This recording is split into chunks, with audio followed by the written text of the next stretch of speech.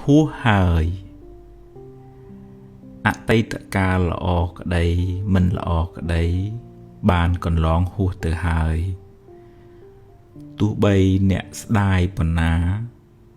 ក៏ទាញមកវិញមិនបានដែរអនុញ្ញាតឲ្យវាប្រែប្រួលតាមដំណើរនៃធម្មជាតិរបស់វារឿងល្អជាផលនៃកម្មល្អដែលអ្នកបានសាងរឿងមិនល្អ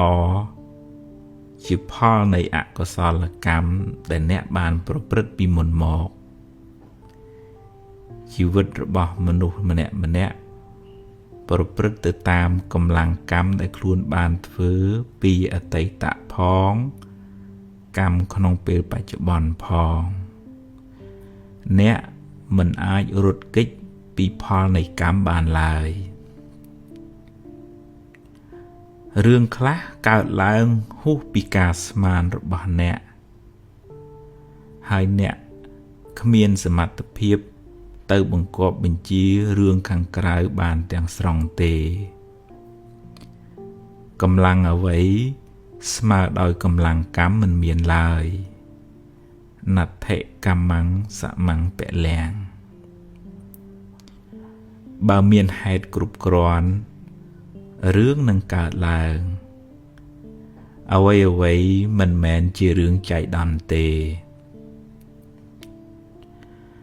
បើអ្នកបានជួបរឿងមិនល្អហើយអ្នកកើតចិត្តមួម៉ៅក្តៅក្រហាយអ្នកបានបង្កើនទុក្ខនោះឲ្យមានទម្ងន់ទ្វេដងរឿងក៏អាក្រក់ចិត្តក៏មួម៉ៅទុក្ខទាំងកាយទុក្ខទាំងចិត្តណាស់ហើយចុះរឿងបានកន្លងផុតទៅហើយចាត់ទុកជាមេរៀនជាបទពិសោធន៍សម្រាប់ការសម្រេចចិត្តលើកក្រោយចាប់ផ្ដើមសារជាថ្មីគិតរឿងថ្មីនិយាយរឿងថ្មីធ្វើកិច្ចការងារថ្មីលទ្ធផលក៏បានថ្មីដែរអតីតកាលមិនមែនជាផ្ទះសម្រាប់អ្នកនៅទេវាគ្រាន់តែជាស្រមោលទេតើតែបើរឿងអតីតកាលនោះជារឿងល្អជារឿងបុណ្យកុសលអ្នកអាចចងចាំនិងរំលឹករំលើកដល់អំពើល្អនោះរឿយដើម្បីឲ្យចិត្តបានរីករាយម្ដងទៀតបានបុណ្យម្ដងទៀត